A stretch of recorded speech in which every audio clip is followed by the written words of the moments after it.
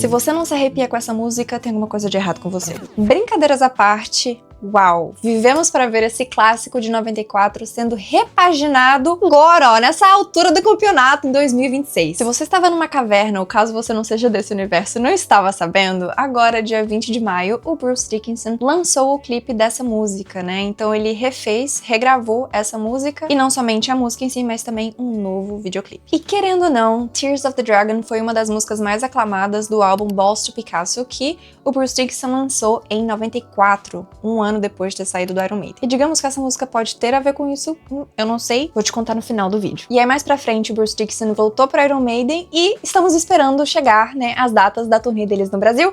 Então, se você ainda não comprou seu ingresso, temos 3 shows. O primeiro sendo dia 25 de outubro em São Paulo, dia 27 de outubro em São Paulo e dia 28 em Curitiba. E bom, se você caiu aqui de paraquedas, muito prazer, meu nome é Camille Vilela, eu sou professora de inglês, moro aqui nos Estados Unidos há 7 anos e se você quiser vir estudar comigo, é só clicar no primeiro link aqui da descrição. Então assim, se você ainda não se inscreveu no canal, aproveite pra fazer isso agora. Também já dê aquele like no vídeo, se você gosta de Iron Maiden e esse vídeo é sobre Iron Maiden, como assim você não vai dar um like nesse vídeo? Então, por favor, like no vídeo e também ative o sino de notificações porque nós estamos com muito conteúdo bom aqui nesse canal. Já fez isso? Então tá bom. Mas pessoal, não tô enrolando não. Antes de falar sobre a letra, eu preciso falar sobre as pessoas envolvidas neste clipe e nesta nova roupagem de Tears of the Dragon. Porque se você for parar pra olhar a ficha técnica, pessoal, é tipo metade brasileiro? Peraí. Então tá, temos aqui Written by Bruce Dickinson, então escrito por o Bruce Dickinson com o Roy Z, produzido pelo Shy Baby,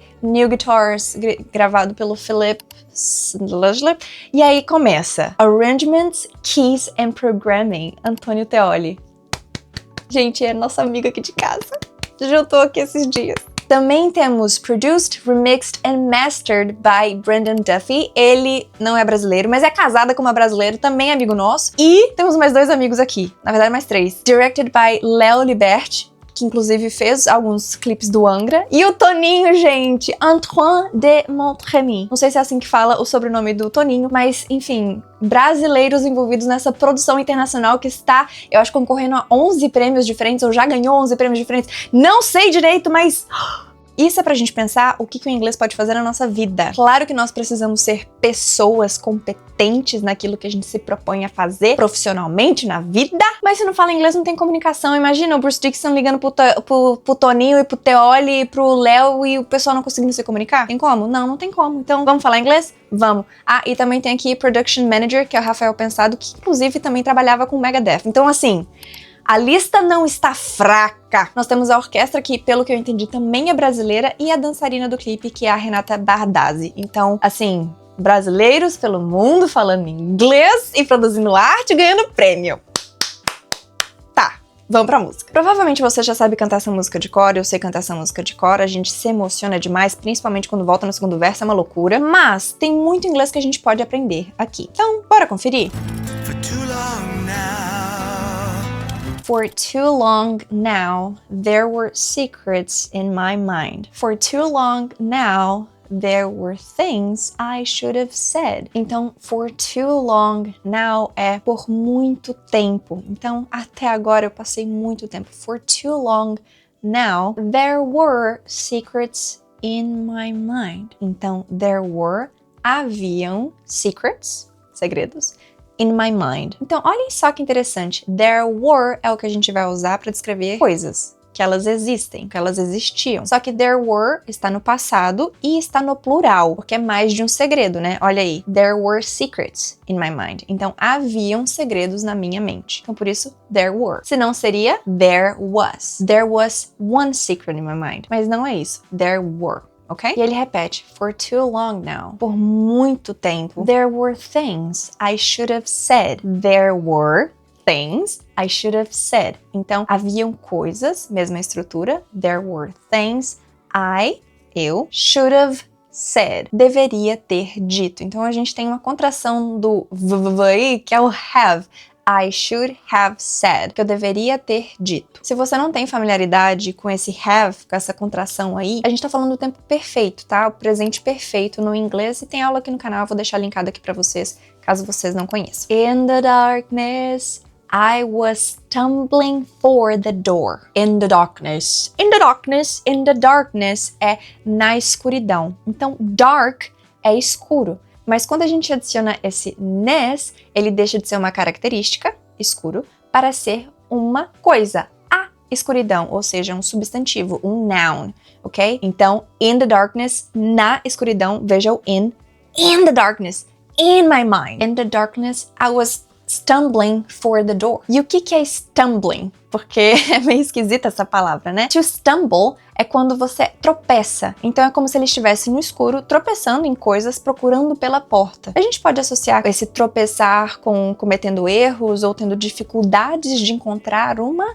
door, uma porta, ou seja, uma saída. Então assim, se você não tá sabendo, as aulas aqui a gente vai tratar o inglês, a letra, interpretações, é um pouquinho de cada coisa, tá? To find a reason, to find the time, the place, the hour. Então, to find a reason, to find the time, the place, the hour. To find a reason é encontrar um motivo, encontrar uma razão. To find a reason. E ele repete a mesma estrutura. To find the time, the place, the hour. Então, encontrar uma razão, uma hora, um lugar e um momento. E aí a gente entra no pré-refrão. Gente, essa hora dá vontade de abrir assim os braços e cantar com toda a força que a gente tem, né? Waiting for the winter sun. Waiting for the winter sun. Waiting for the winter sun. Waiting é que nem stumbling. É uma ação que tá acontecendo agora, ok? Então, além de estar tropeçando e procurando essa saída, ele está esperando pelo quê? For the winter sun, pelo sol de inverno. E aqui é literalmente o sol do inverno? Pode ser, né? Pode, claro que pode, mas também a gente pode associar pensando que se ele estava procurando uma saída, parece que ele estava num lugar que não era legal. E a gente sabe que no hemisfério norte, o inverno é um período complicado, as pessoas ficam mais deprê, escurece 4:30 da tarde, então assim, neva em muitos lugares. Então quando há sol, a gente pode associar com essa questão de esperança, de calor, de vida, de vivacidade, né? Então, waiting for the winter sun. E aqui mais uma vez, destacando, winter entra como uma característica. Então, não é esperando pelo winter, waiting for the winter. Não, é waiting for the winter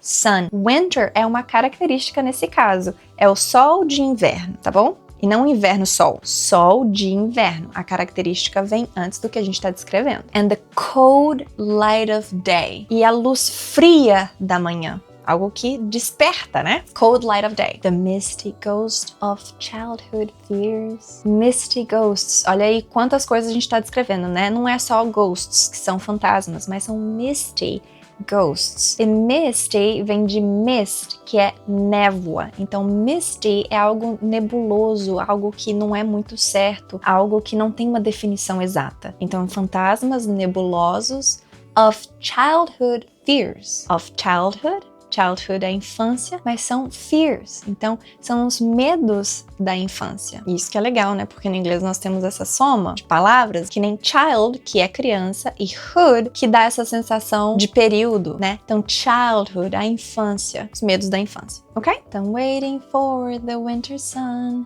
and the cold light of day.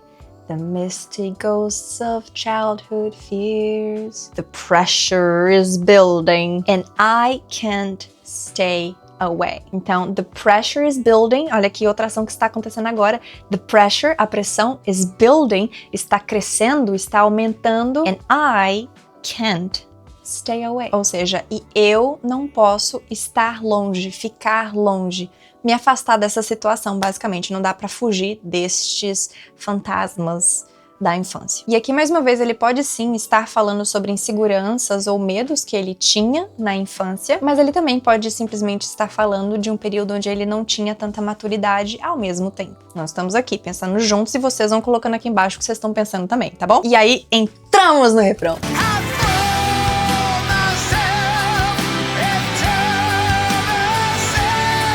I throw myself into the sea. Release the wave, let it wash over me. Então, I throw myself into the sea significa eu me jogo em direção ao mar. Eu me jogo para o mar. Então por isso que tem esse throw. A gente também usa throw pra jogar bola, jogar frisbee e throw things, né? Então jogar é jogar mesmo, to throw. So I throw myself into the sea. E vejam que como ele que se joga, né? Então a ação é para ele mesmo, reflete, volta para ele, a gente usa esse myself. Tem muita gente que tem dificuldade com essas palavras, né, que tem o self ali. Se você tiver dúvida, me fala, porque de repente eu posso fazer uma aula mais específica sobre esse assunto. Mas, de forma geral, só para você conseguir interpretar essa música com mais facilidade, é sempre quando a ação volta para quem está realizando. For example, I was talking to myself. I was talking to myself. Eu estava falando comigo mesma. I was thinking to myself. Eu estava pensando comigo mesma.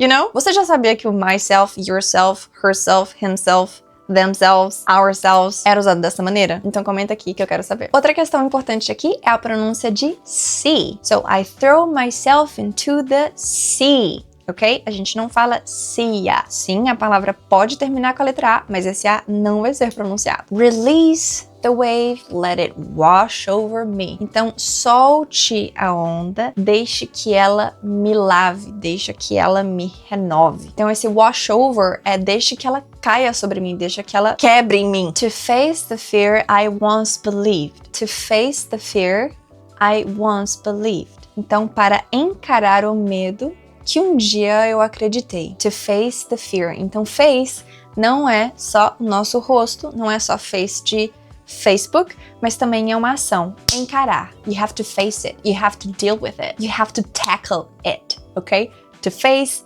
to deal, to tackle. Tudo isso para encarar, lidar e atacar, ok? Olha só quantas palavras dava para ter usado aqui. The tears of the dragon for you and for me. The tears of the dragon. As lágrimas do dragão para mim e para você. The tears of the dragon for you and for me. Aqui eu vou compartilhar uma coisa de interpretação muito abstrata que eu fiz do que Tears of the Dragon poderia significar. Às vezes tem aquilo, né, gente? Tipo, teve a ideia da melodia, cantou Tears of the Dragon e aí ficou na letra. Às vezes aquilo não tem muita relação com a letra, né, em si. Mas o que eu penso? Eu penso, tipo assim, na história de... Qual que é o nome? Eu só consigo pensar no Shrek e a princesa do Shrek. Vamos pensar numa princesa que está presa numa torre e aí chega um príncipe pra ir salvá-la, mas aí tem esse dragão que tá ali tomando conta de tudo. O que Tear of the Dragon pra mim significa? É basicamente o príncipe derrotando o dragão e o dragão chorando, entendeu? Então, tipo, é você encarar o seu medo, você encarar o seu problema e vencer o medo. E o derrotado chorando, entendeu? Derrotado sendo seu medo. A loucura de Camille, interpretação de Camille. Se você concorda não, tudo bem, a gente tá junto, tá? Mas se você acha que isso faz sentido, coloca um dragãozinho. Um emoji de dragão ou só comenta dragão aqui embaixo, só pra eu saber do que você tá falando. E no final da aula eu quero mostrar uma coisa muito especial pra vocês, fica aí. Ok, entrando no segundo verso. Where I was, I had wings that couldn't fly. Where I was, I had wings that couldn't fly. Ou seja, onde eu estava, que a gente tá falando de where, né? Então, where I was. Não era how I was. Então, por isso que a gente sabe que era estava e não era. Onde eu estava, I had wings. Eu tinha asas that couldn't fly, que não conseguiam voar. Então olha só como que essa música é incrível para aprender o passado simples no inglês. Quantas conjugações e quantos verbos irregulares, inclusive, a gente tem aqui. Se você ainda não tá familiarizado com esse tempo verbal, a gente tem, na verdade, uma playlist com todos os tempos verbais no inglês, então aproveita para dar uma olhada nisso depois, tá? O link tá aqui embaixo. Mas where I was, I had wings I couldn't fly. Aqui a gente tem três, né? O was, had e couldn't. E olha só que engraçado, a gente vai usar a mesma estrutura, mas um pouco diferente. Where I was, I had tears I couldn't cry. Então, fly rima com o cry e é legal pra gente lembrar, certo? My emotions frozen in an icy lake. Congeladas em, dentro, in an icy lake, ou seja, um lago congelado. Olha aí a característica icy lake. Olha só que coisa boa. Icy não é a mesma coisa de ice. Ice é gelo. Icy é congelado. Ok? E essa é uma dica de pronúncia bacanosa demais, porque quando as palavras no inglês terminam com E e a ênfase não está ali, não é a sílaba tônica e tudo mais, inclusive antes a gente vai ter uma consoante, esse E não é pronunciado. Como, por exemplo, release. Release. A pronúncia termina no S, ó. Release, release, or wave, wave. O último som é o V, não é o E. A gente não fala wave, a gente fala wave. Outra palavra dessa música, pressure, pressure. É o último som, não é pressure, ok? E place, aqui também, ó. To find the time, the place, the hour, time, termina no M, place, termina no C. Legal, né? Já sabia dessa? Então, my emotions frozen in an icy lake. I couldn't feel them. I couldn't feel them. Eu não conseguia as sentir. Não conseguia sentir elas, ok? Então, could not vira couldn't. A gente já viu couldn't aqui. Couldn't fly, couldn't cry, couldn't feel them. Until the ice began to break. Até que o gelo começou a quebrar. Então, olha lá o icy lake e o ice began to break. Agora, isso aqui, na verdade, que eu tava falando lá no começo da música, que dá vontade de a gente abrir assim os braços pra cantar, é isso aqui. I have no power over this. I have no power over this. I have no power over this. You know I'm afraid. Gente, sabe, esses roqueiros, metaleiros, esses caras tudo com cara de maldoso. Ai, sobe o Ed lá no palco, e espada, e que não sei o quê. Os caras têm coração, entendeu? É, você também. Você pode ser o roqueiro, cabeludo, metaleiro, com cara de mal. I have no power over this. You know I'm afraid. Todos nós. The walls I built are crumbling. The walls I built are crumbling. Então, as paredes que eu construí, the walls I built, pode ser parede ou pode ser muralha, the walls, ok? The walls I built are crumbling, estão despedaçando. The water is moving, a água está mexendo, está se movimentando. And I'm slipping away. And I'm slipping away. E esse slipping away é e eu estou fugindo, e eu estou saindo aos pouquinhos, meio que de fininho. Essa é a interpretação de slipping away. Olha só o tanto de ação que está contínua, que está acontecendo agora. The walls are crumbling, the water is moving, and I'm slipping away. Então essas três ações estão no presente contínuo. Happening right now. Aí a gente entra no refrão novamente, e aí tem o solo. O que é a entrada desse solo? Eu fico até emocionada. Porque o começo é simples, mas é emocionante. Pra música, é esse solo. Não tinha como ser um solo diferente. Você concorda?